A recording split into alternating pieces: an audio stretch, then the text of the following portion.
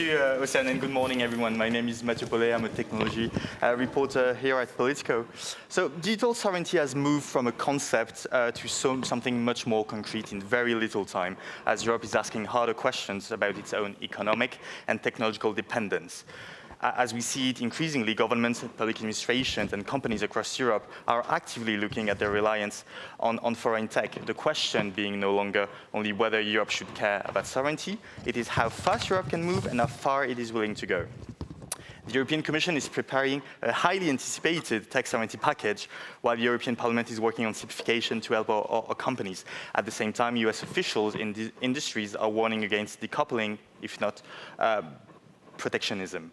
To help us make sense of that moment, I'm very pleased to welcome on stage with me Thibaut Kleiner, the Director for Future Network at DG Connect within the European Commission, Arba Kokalari, a Swedish member of the European Parliament for the EPP, Daniel Friedlander, Senior Vice President and Head of Office at CCIA Europe, and finally Christina Caffarra, the founder and chair of the Eurostack Foundation. Thibaut, let me start with you already, because we might be at the pivotal moment. I know journalists, we love to overuse maybe what is a pivotal moment, but this time might be right. So the Commission is preparing this tech sovereignty package, but there has been delays. It has run into trouble with the Commission's own internal scrutiny board. You've said publicly not so long ago that it was difficult to pull together. So very simply, very simple questions. What's going on? What's going on with the tech sovereignty package? Why is it so hard to come together? I mean, this is new in a way. You know, we, as you said, I remember not so long ago, even mentioning the word tech sovereignty was controversial. Now we have an executive vice president in charge of it. But I think that Europe by nature is more based on the market. That's how we have been functioning in terms of economic policy. Now we are trying to be much more geared towards having an industrial agenda, towards competitiveness. So it's a bit like reprogramming, you know, the software. You need to adjust, you need to also calibrate properly so that you don't also destroy what you have built in terms of foundation. So I think there is no surprise that all this is taking its time. We also want to make sure that we fit also with the simplification agenda. So that means that whatever measures we put forward, we want this to be as simple as possible. And I think that's why, you know, we are still fine-tuning a few elements, but I can tell you that the degree of ambition is significant. And so what elements are you fine-tuning as we speak? So right now we have various bits and pieces in this tech sovereignty package. One is the Chips Act 2. So basically we had the Chips Act 1. Now we are improving it. But the question is how broad the scope should be. You know, how you organize the element also linked to the value chain. Something we also touched upon in the Cyber Security Act. So that's the first element. On the Cloud and AI Development Act, I think there as well, you know, what we are fine-tuning is a bit how much should we wish for, or how much should be asked for from governments, from private companies, and so on. So that's the kind of fine-tuning we are doing currently. Are we talking a percentage? No, not percentage, but much more, you know, how you design actually measures in terms of, for instance, there will be 3 pillars in the Cloud and AI Development Act. You know, we have some that are pretty straightforward in terms of building an investment agenda. There are some that are a little bit more complicated in terms of how much the public sector should make efforts in favor of open source, in favor also of buying maybe more sovereign solutions, and why it should do so. So I think that's the kind of things we are doing, but we benefit from our own experience now, because we did also, I don't know if you noticed, but this public procurement for European institutions, and this was really a great life experimentation. You know, we could really test the market and see how you can, you know, use elements to precisely define the sovereignty criteria and who is able to respond to And we're going to talk about this, but just quickly, so comes May 27th, will there be a tech sovereignty package on the table? That's my expectation, really. I mean, that's what the president wants. Is that wishful thinking, or do you think there's going to be another delay? You know, I cannot tell you because, you know, we of always... Of all people, you should know that, of all people, no? Yeah, but, you know, the college will decide. So, I mean, we are in the process. We have designed the package, and now I think that it will have to get through the college for adoption. Okay, fair enough. Thank you. And Arba, I really want to hear from you on this topic, but on another more pressing but somewhat related, tonight there's going to be another round of a negotiation on the AI omnibus. How confident are you that, and you're one of the rapporteurs, of course, for the AI omnibus, how confident you are that there's going to be a deal tonight? Well, I'm working day and night to make sure that we deliver in pulsing the AI Act and to cut the overlaps so that European startups and scale-ups have the possibility to understand our AI rules and to build AI in Europe. And we have a time pressure to deliver on that. Because the AI Act high-risk measure will come into force in August, and we're working very intensely for that, and I hope we will have a deal tonight. So are you confident? I mean, it's trilogues. Everything is, on in discussion. But I think that all of us are, the Parliament and hopefully the Council as well, is very committed that we need to deliver on the stop the clock. For me, it's very important that from the Parliament side, we have a very strong mandate to deliver on that and to also add clarification and cut some overlaps on the AI Act. And I really hope that the member states today will deliver on that, because that's what we have promised European AI builders. Yeah, and so the AI scope and the potential exemptions are actually one of the pinch points, I understand. Where do you see the landing zone with governments on this? I know, I understand that you're very curious, but we are negotiating right now, and I look forward to give you some answers when we have come to an agreement. Fair enough. Daniel, when you see that package struggling to land, maybe you won't disagree about the struggling word, do you read that as a sign that business reality meets political ambition? So, first of all, thank you for the question. Thank you for being here. I'd take a sort of a step back to that. And first, really, I do want to say that from the business point of view, we do acknowledge and thank Thibault, the Commission, for all the work on simplification, on the different things that we're hoping are still coming, for resisting, frankly, some of the pressures on more either interventionist or protectionist urges. And we've actually seen the Commission this time really trying to adapt to the business reality and to focus on the post-Draghi impacts to help competitiveness. And I think it's really important to acknowledge that. Just like I want to thank Arba, the Parliament, for the work on the omnibus. We're very hopeful. It's really needed, not just for my members, but for basically all of European industry.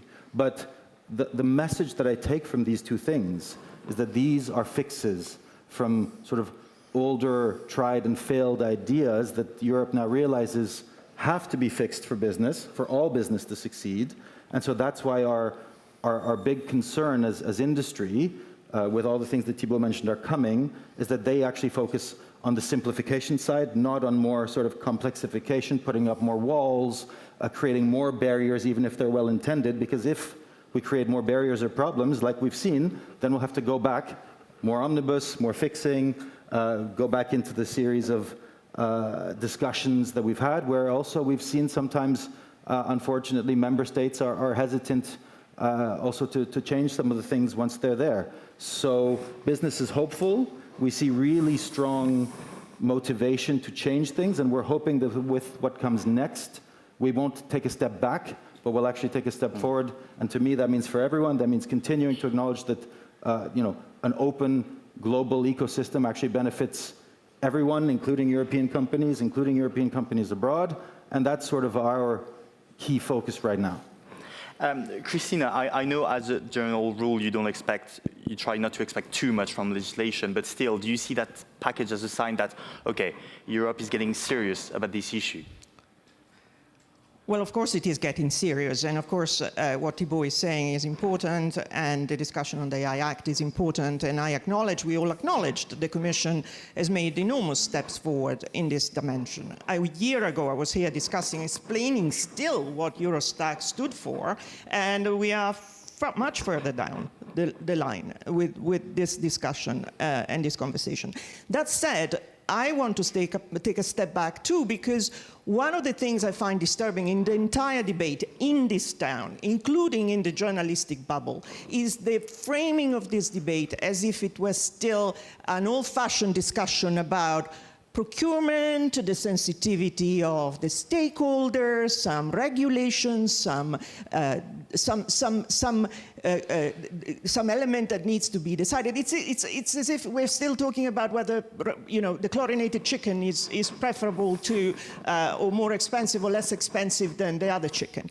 So we are not talking about food labels. There is a gravity of the European predicament behind all of this that needs to be understood. We are in a world in which our future at the level of industrial capability is shaped by what happens in cloud and AI. We are not talking about anything which is like software procurement, a small piece of software procurement. We are talking about something deeply existential. So in discussing all of this, we need to absolutely be aware that this is what we are ultimately playing at. And the framing of it that keeps coming back is one I already heard Daniel talking about protectionism. Look, no one, and let me be very clear, who is pushing for European sovereignty is saying we need to exclude, we need to protect, we need autarky, we need to eliminate, we need to discriminate. This is not part of the narrative. However, we need to absolutely be clear that unless we power up Europe in the layers of the stack, not at some sort of superficial level, but across. We're talking about models, we're talking about operations, we're talking about decision-making. We are not controlling any of that. And unless we grow our control of these layers, we are not having agency on our industrial future. This is what's at stake. We're not talking about procuring a piece of software. The framing of efficiency, cost, is irrelevant or much less relevant than you think. It's not about whether something is 50 cents more expensive, which it isn't, by the way, but it is about something fundamental, which is being missed in the discussion. But then I would say, doesn't the political reality hit in the sense that you talked about labels? Don't we need to speak the same language about digital sovereignty so we can actually move forward and guide future policy and public procurement? I know we didn't want to spend too much time on trying to define what digital sovereignty, because actually that's what it's been about in the past year, and we see there are still many disagreements. But don't you think we need to speak the same language on digital sovereignty first? What do you mean, speak the same language? The point is that the objective needs to be growth and productivity growth. That's it. We are obviously worried about resilience and security. These are important dimensions. But what matters for Europe is growth and productivity growth. And unless we create our own assets and capture value, we are not able to grow and ensure our future. So this is about value capture, which is entirely legitimate for a continent. We cannot grow ourselves on an infrastructure which is entirely owned by somebody else because we don't capture the value. Even in AI, we can tell ourselves, oh, we're going to have sovereign industrial AI, how cute. But if it is all on an infrastructure that we don't own, what we have is application sovereignty, not real sovereignty. So it's not about waving flags. It's about growth and economic opportunities. Mm-hmm. Yes, but on the need to speak a common language, and maybe I'm going to bring in, maybe Thibault, you tell me, because we see a lot of language these days around, okay, trying again to define what digital sovereignty is. So there is this cloud sovereignty framework designed by the DG Digit. We've seen, even in recent weeks, like other private industry initiatives on this. GaiaX has worked on this forever.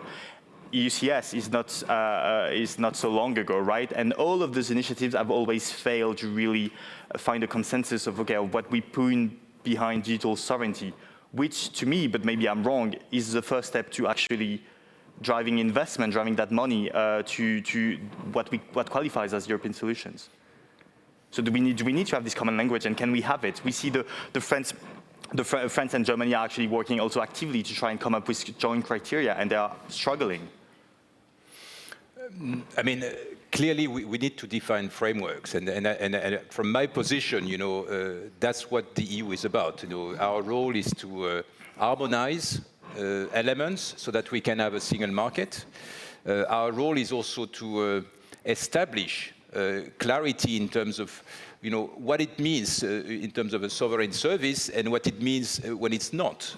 Mm-hmm. So that's the kind of things that we need to do to create the market as well. Because if you don't say, I think today we have something like 150 sovereign cloud offers in Europe, which shows that it's a mess, essentially, and as a result, companies are lost. And the problem we see is that this is slowing down uptake of these technologies. I mean, in Europe, and again, I don't need to go back to the Draghi report, but the heart of the analysis was that productivity gap in Europe is due to the lack of adoption of digital technologies.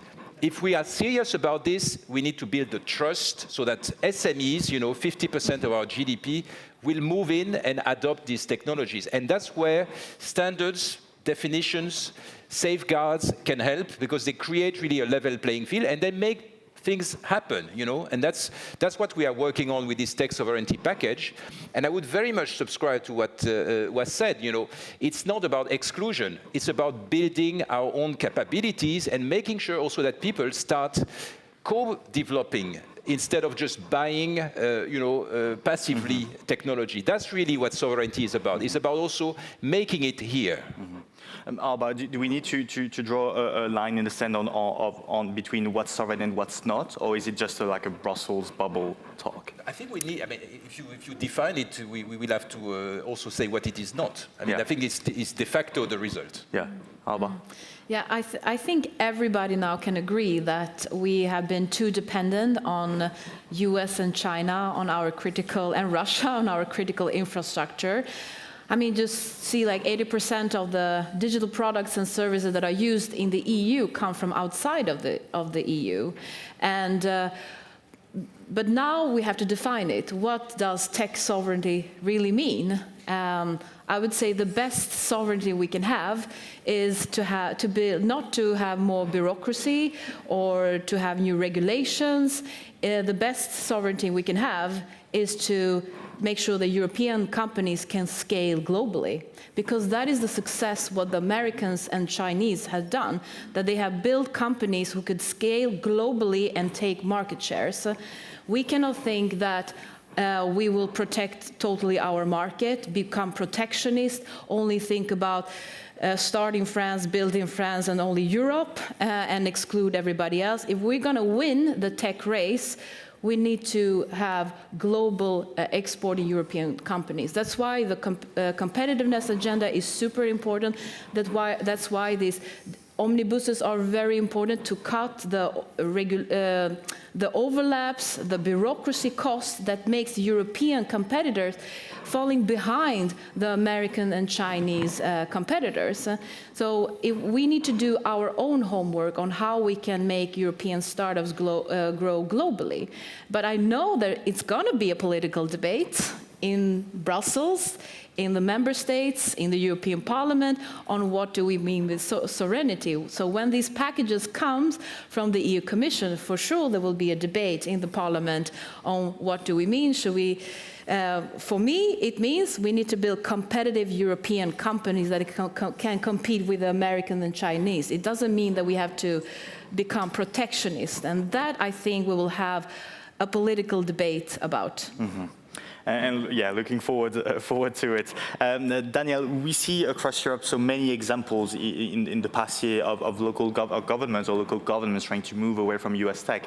One of the takeaway from this, it is disruptive. It is expensive, at least at first. We can discuss then, but at least at first. So what lessons can we learn from those examples on the ground? So it's obviously a huge question, but I think, for me, the point is about sovereignty. To me, is about building capability, building capacity, and having choice. Some of the problems that you're talking about is because in some areas there was no ability to switch, and whether it's cloud switching or other things, we fundamentally believe in that choice, in that ability to have multi-cloud and to switch. Some of the older contracts have lock-ins that we are against because they're against, a growing market and against take-up. But the flip side of that is that some of the discussions around sovereignty, to me at least, seem like they somehow imply that for a European company to succeed, you have to either rig the market or lock down the market on a top-down way. And every single example in the past of sort of heavy-handed buy local has failed. The reason that global companies, because it's not just US that we represent, they're all the third countries, the reason that they do well is not because of measures like that, it's because They invested massively in Europe. They hire massively. They empower SMEs. They're partners. They've been here for 30, 40 years. And I think that's something we can't forget. And that's also why they've been successful. If you look yesterday at this big public letter that came out from quite a few leading European tech companies, you know, Airbus, ASML, Ericsson, Nokia, they were saying there's a problem. We need to scale both within Europe, and we need help to scale globally from Europe. There was not a word about actual, I think some of the definitions of tech sovereignty there. They were saying, simplify things really. Stop discussing regulation as a solution or regulation as a way to get more competitiveness and more innovation. We could have written that letter word for word and we would support it completely, just like we support things like EU Inc. because they raise up everyone and they raise up the capability within Europe. And you know, we need to have an honest discussion of what we're actually asking for, because sometimes the definitions switch, sometimes it sounds to me a little bit more like marketing rather than reality. The reality is the real European champions have problems with our single market here. They can't scale because we have barriers to the single market, whether it's gold plating, whether it's what Draghi said about, you know, the 110% internal tariff barrier within Europe. These are real problems. We know them. We're hoping the Commission will put out more things to solve them. We know the Parliament is eager to work on them. Those are things where industry, civil society, you know, everyone can work together and change it, and that will create the capability and the choice that will encourage growth from European companies as well as the global companies that are investing here. Christina, I see you sighing. Multiple times. So can I just say, actually, to begin with, that as a disclosure, Eurostack is not a lobby group. I'm not paid by anyone, not a cent. I travel on my dime, and so I do not represent any commercial interest. That said, I find the discussion really backward-looking. No one, again, needs to bring up issues like protectionism. You talk about, you have a sense, you have a feeling that that's what's behind it. No, no one has that drive. Everyone understands very clearly that markets are open. The issue is, as we keep saying repeatedly, what is going to power growth? So what is going to power growth? Of course, we can continue to admire the problem and tell each other that it is, of course, to do with the fact that Europe is fragmented, we don't have a market which is deep enough, and we don't have a capital market. All of this remains true, but it isn't going to be addressed in my lifetime. So we can postpone this kind of discussion to the future. The question is, and again, you know, the narrative that we need to have powerful companies in Europe. Well, what an obvious statement. It is obvious that we need to have powerful companies. How do we create them if, in effect, the share of European companies in the supply of cloud and AI is declining? It is declining year on year. We are down to 10% and declining. So where is the demand? Where is the investment going to be motivated by? You don't invest if you don't have an addressable demand. Are you going to be, as a European cloud company, going to invest speculatively with money you don't necessarily have because you don't get a shout in procurement, for example? Everyone knows that public tenders in public procurement were shaped as, get me Microsoft, get me AWS. And this isn't in any way an adversarial position to these companies.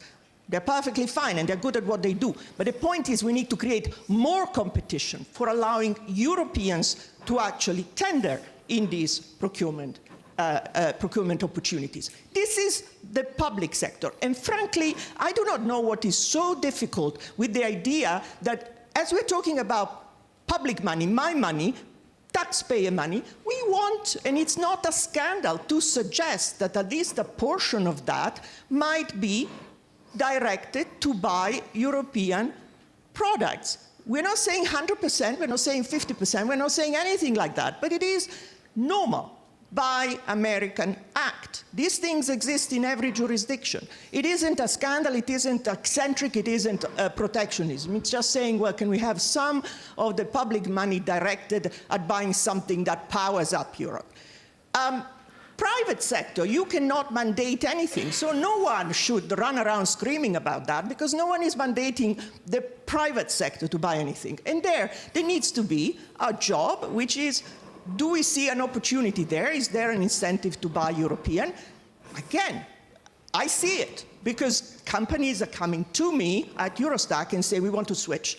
What are the opportunities?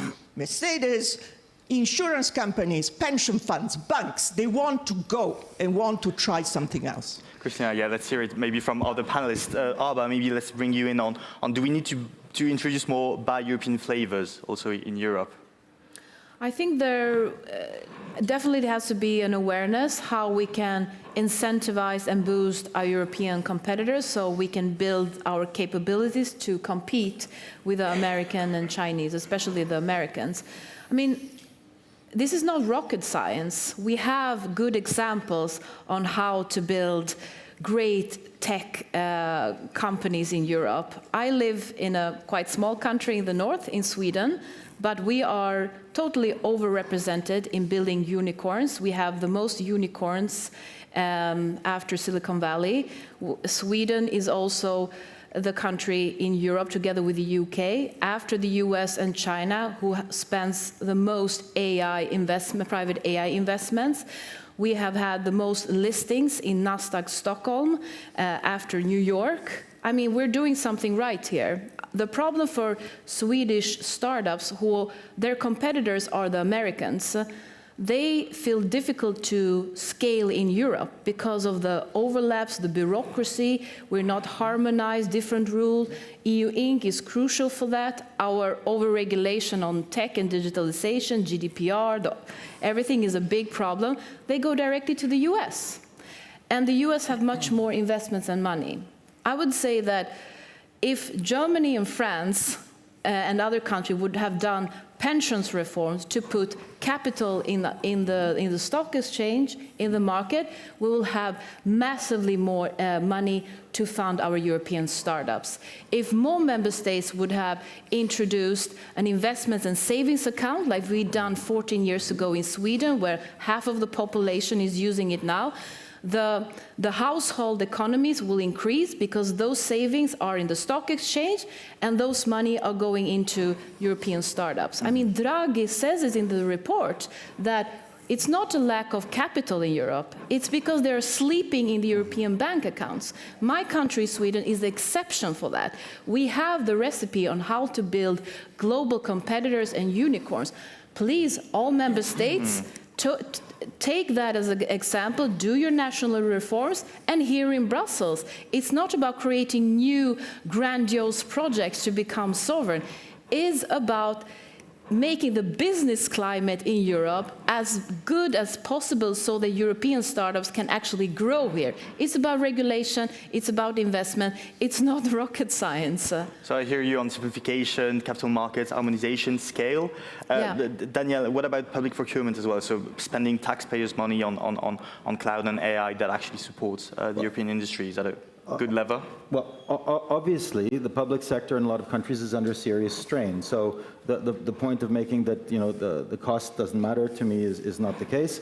We do have a lot of other things that can be done to help. But even if you look at the Commission's own survey, I think for a lot of the public sector respondents, like the Buy Local or the Buy European came in, I think, in 4th or 5th place after things like simplified rules, simpler systems, costs. So it matters to them too. And I think we can't hide from the fact that when you're under strain as a public sector institution, you want the best, you want something simple, you want easy, you want choice, you probably do want multi-cloud, and we want to encourage that. But if you lump in these sort of new rules that could then again suffer from the same type of gold plating that the current rules have, you actually risk creating more fragmentation, less competition within Europe, more than even 150, for example, cloud companies, and you may go in the opposite direction of what you want. So I'm not saying that the intention may not be positive, but if you actually want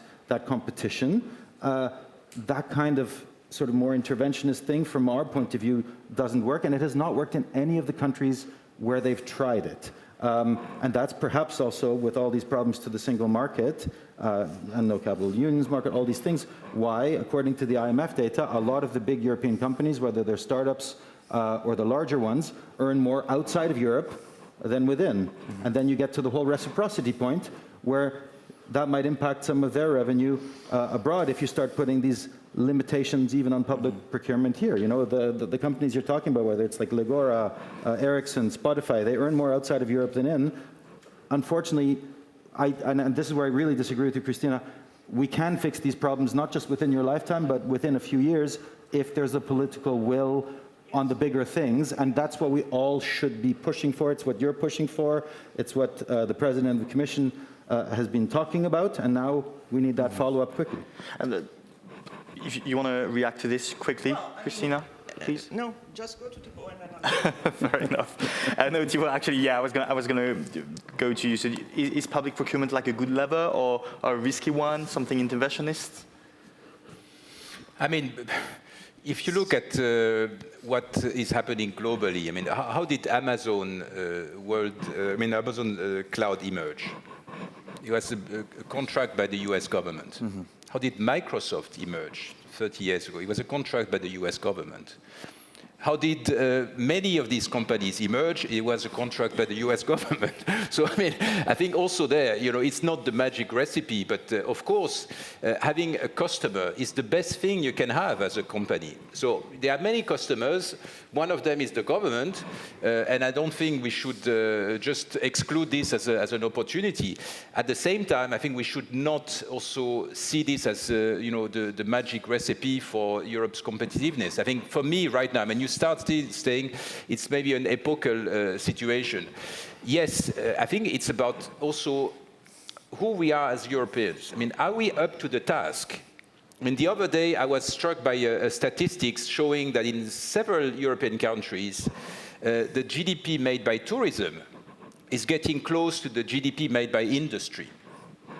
That's what is happening. You know, unless we get our acts together, we are going to be in the mode of, you know, becoming a technological colony of some kind, you know, where we are not able to develop our own products, and where our kids will have some AI, you know, making their homework, up to the point where the AI, the price of these things will increase. Because if you look at, you know, the current AI models, it's only sustainable if there will be a big price hike in a few years' time. Otherwise, you know, the stock exchange is getting very, very wrong. Yeah. So can you let us in maybe on how exactly the CADA, the Cloud and Air Development Act, is going to address the issues you've just mentioned? What exactly can we expect to see in the proposal? I think, you know, we've said that several times. I mean, the CADA will have several aspects. One is really about building our capabilities. It's more of an innovation agenda. And I think we want to do this also with member states. Then there will be a simplification effort, basically trying to boost investment in data centers, because without data centers, you won't have AI. And then we will try to have definitions in terms of, you know, what is a sovereign cloud service, and what should government do in front of this risk? Because also there, you know, I'm seeing a lot of momentum today in Europe. Many companies realize that it is really about their own long-term survival. If everything you develop depends on technology that you don't control, basically, you know, your survival is at stake. And I think that's really what many corporates realize. And what they want is that we start having more of our own capacity you know, in Europe. So I think we will try to work on this. We will try to make sure that the public sector also gets its act together and stops, you know, maybe doing things that are not reasonable in terms of having sovereign, you know, procurement. And at the end, also what we want is also to have maybe use open source more to, you know, leapfrog where possible. I think that's what we are talking about. But at the end, as I was saying, the key is to design it in a way that will be as efficient as possible and also as you know, less costly as possible. Yeah. Daniel, do you want to? well, sorry, it's my turn. Go for it. I'm the one giving. Enough. Just a second. No, it was my turn. Yeah. Okay. Go for it. Go for it, Christina. I mean, I agree that the discussion is, you know, Sweden is a great example, and no one disputes that. It is an example to be followed. Clear. And certainly deregulation is also an important, super important thing. But what we're hearing here is protection of market share with PR. Essentially, what we're saying is that Europe is a fat, very profitable market for non-European suppliers, and and they like very much the fact that they extract the entire value, they extract the entire supply chain value, and with nice arguments, they would like us to be happy with that and build a little bit on top, because, you know, we can sprinkle a little value on top of their infrastructure, and then we can crib a little bit of value through that. This cannot be the plan. The plan has got to be that Europe has got to gain more of that pie, more of that cake. It isn't all of the cake, because we can't. We'll never do without Microsoft or AWS or Google. They will remain in Europe for the foreseeable future. No one is throwing them out. But we need more of our own cake. And we cannot be content to just say, well, you know, build on us, and particularly in an AI world, this is not credible, not sustainable, because it will entrench even further our dependency. So again, let's kind of frame it as an existential issue for Europe, industrial capability. We cannot continue to dream that our future, our industrial AI future, is going to be built on what's there today. It's not okay. It needs to evolve and change. That is fundamental. And the fact that we keep going back to procurement as the kind of point of tension is also very frustrating, because procurement is a fraction. I mean, as Thibault keeps saying, it isn't going to be the complete game changer. It is a nice thing if, as European, we can put our own money into some European services. That should be a no-brainer. But no one is suggesting that procurement needs to shift, it needs to jump, it needs to lock the door. It is not possible. It's just a question of balance. Yeah. Daniel, very quickly, please, because we're coming to the end. No, I think that's not what we're saying. What we're saying is that we want a cake that doesn't crumble when you cut the first slice. Ah, come on. It's true. The point about... you talk, now my turn. Please, please, please. Yeah, Daniel, please, make your point. I will make my point. The point is, you have big companies from outside of Europe that have big contracts here. You have big European companies with huge contracts around the world. For example, some of the backbone of US infrastructure is also done by huge European companies succeeding by offering that. And that's a positive thing. And that's the technological interdependence that I at least still believe in. But it has to be driven also by a real market. If you just try to impose things that create something, or that create a capability, for example, that may not even be there, or that may not be needed on something, you know, it's a big question right now that people are having, that you've written about on whether there's a business case for gigafactories. You know, these are the discussions we need to be having, because if we focus all this energy and time on, for example, catching up to where we were last year, then all of that resource, that time, that political will won't be going into actually what we want for the future. And the companies that I represent, yes, a lot of them do very well in Europe. A lot of them are actually smaller and challenging the really big ones. And they're doing it by investing a huge amount into Europe. And then, yes, maybe they can also get a return for it, but that's how things work, and that's a positive thing. And it has actually helped Europe and European champions grow together. And the partnership for me is key. And you know, I don't think that should be controversial. When we also do know, and we're not addressing some of the real structural single market challenges that have kept, well, we're not addressing them, unfortunately, enough. And that's why we're hopeful that more is coming in a positive way on more simplification from the Commission. So we're almost to the end of the panel, but I wanted to address something also very critical, is that whatever we do is not happening in a vacuum, right? And the US administration, Washington, is going to also look very closely about where Europe is going next on this issue. So my question to you all, maybe to wrap the conversation, is should we brace for US reaction, and should we care in the first place? Christina, do you want to go first? Absolutely, who cares? Absolutely, who cares? Okay. I mean, this is about our own projection into the world. The ambassador can come and sort of mask off, tell us some threats. Should we care? Should we listen to that? Come on, it is game playing. I don't think it should be taken seriously. That is threats, it is coercion, it is something that as Europeans we cannot accept. And so, no, I mean, that stuff should be put in the bin. Daniel, should we take those threats seriously? I think we need to continue to push on long-term cooperation, and when we don't like something that someone else is doing, and sometimes we're very right to not like it, that should not change our behavior so that a few years from now we look back and we think actually we also didn't react in the best long-term goal. Mm-hmm. Alba, is it the moment to be bold? Is it the moment to be cautious with our long-time US partner? In what way? In the way of whatever we're going to do next, whether we do something about public procurement, maybe earmarking more public procurement for European companies.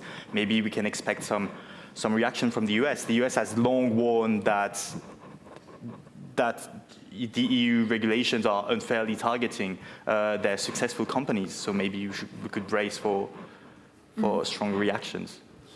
Well, I mean, the policy from the Trump administration is, of course, a big problem, which is threatening the whole trade globally, and that has made Europe as a reliable partner for other countries in the world. So that's why we also see that we can have trade agreements with other partners, but we also need to try to have, as much as we can, be constructive with the Americans, because it's a very big partner for us, and we have lots of European companies in the US, American companies in the EU, but we need to be very strong that we have our own rules in Europe. We are also independent countries with that we continue with our own path. And I think that the message has been that we need to do our own homework in Europe, build our capability, our resilience, our own economy, do our homework, because I think that Europe is a much better place to live than the US. I think what's going on in the US will hurt America more in the end. What we need to do is to make sure that we have the best companies who can thrive here and who can build globally, and that we keep on the path on making Europe an AI continent, a rich continent that will make us safe and rich also for the future. Mm-hmm. Thibault, so it might indeed be this make or break moment for Europe's independence on this front, but also so many. So do we need to be mindful of our US partner, or is it the time to be assertive? I think it's time to be assertive, because if we keep watching the others, you don't focus on what is important for yourself. So I very much subscribe to what Alba was saying. We need to build our house, we need to build it right, and we need to welcome the best who want to work with us, because I think that this is really the moment for Europe to, not only to wake up, but actually to stand up and realize that we have a lot of strength that we are not maximizing because we have been too shy for too long. And I think now is the moment to really build it here and welcome everybody that wants to build it with us. Mm-hmm. Thank you very much. I'm afraid that's all the time we have for now, but thank you to the great speakers of the day. I'm sure we will have plenty of other opportunities to revisit this topic in the months and years to come. Up next, I will leave the floor to my colleagues Ryan East and Chase Di Felice-Antonio to give their insight on the transatlantic relations after a quick stage change. So please remain seated. Thank you very much.